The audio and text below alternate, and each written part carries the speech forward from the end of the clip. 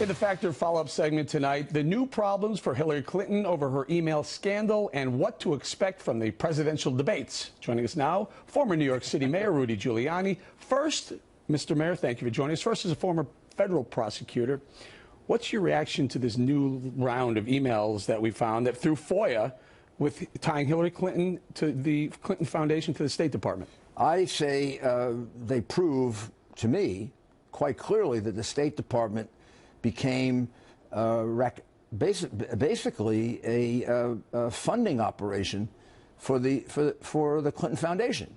I mean, the Clinton Foundation was raising the money, and then they were getting special access to the State Department in exchange for the money. Special access meaning getting to see the American ambassador to Lebanon.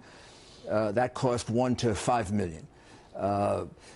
Getting to get special benefits for UBS, that cost something like $2 million.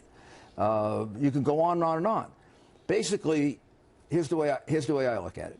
The Clinton Foundation is a fraud. 10% goes to charity, 90% goes to who knows what. I would, if I were a federal prosecutor, investigate it as a racketeering enterprise. Rand Paul, Senator Rand Paul was just on. He said she should be indicted, and he also went further and said she probably should be in prison. Well, she certainly should, I believe, have been indicted.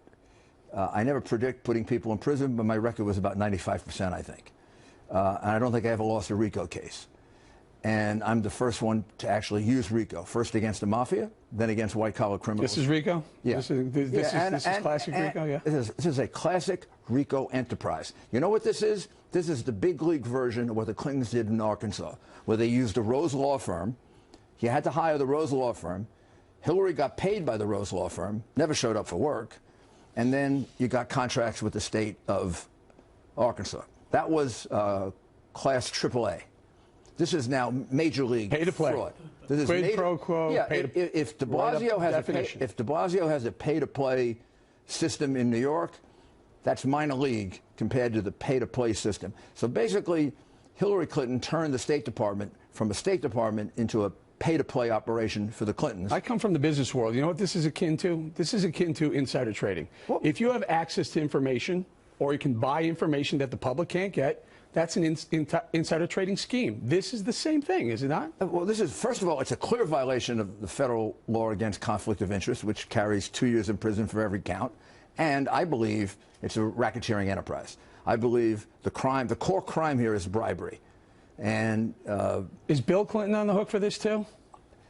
Why do you think she got rid of 35,000? He's a player in it, right? He wasn't at the State Department at the time, but he was the carrot that they were dangling. Yeah, she told us she got rid of the 35,000 emails because they were about yoga. Well, the 35,000 emails were not about yoga. The 35,000 emails were about the connection between the racketeering enterprise, which is called the Clinton Foundation, and the State Department, which was the pay-to-play. So anyone who was hooked to the Clinton Foundation could be on the hook for I believe there's enough evidence now to warrant a full and complete racketeering investigation. I believe that the destruction of the emails could be argued as evidence of guilt. That is a typical argument you make in court, by the way, when you prove intent.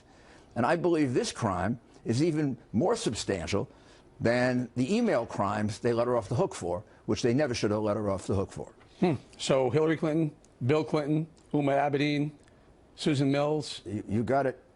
The other operatives that were the whole group. The whole group. And how does Huma Abedin get to work for the State Department and also for Teneo, a private corporation? I never heard of that. Yeah, there was someone signed off on that. Someone did sign off on that, but maybe they should be looking into those records as well. Well, the Justice Department has been turned into a political operation for the Obama administration.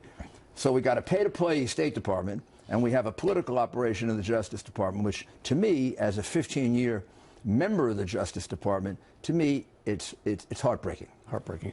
All right, Mr. Mayor, before we run out of time, the debate negotiations. Yes. You're on the committee that's going to talk on the Trump side that says, here's what we want. Mr. Trump will participate in all the debates? Mr. Trump is anxious to participate in the debates.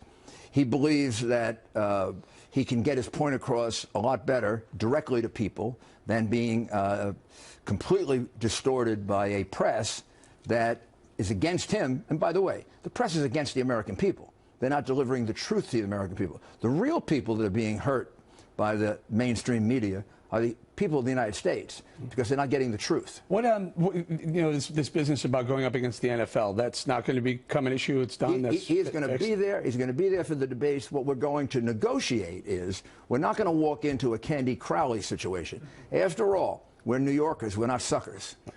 And that's you're right. That's typical debate negotiations that go on at every level, primary level as well. Yeah, it's a give and take on who can moderate. Is that what it is? I used to do that. I participated in 11 primary presidential debates, and we negotiated the size of the podium, how much time you get, moderators, stuff like that.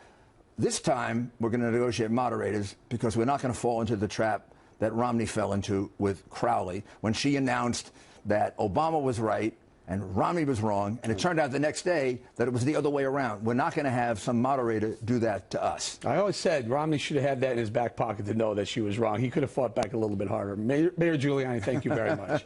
Coming up, a damn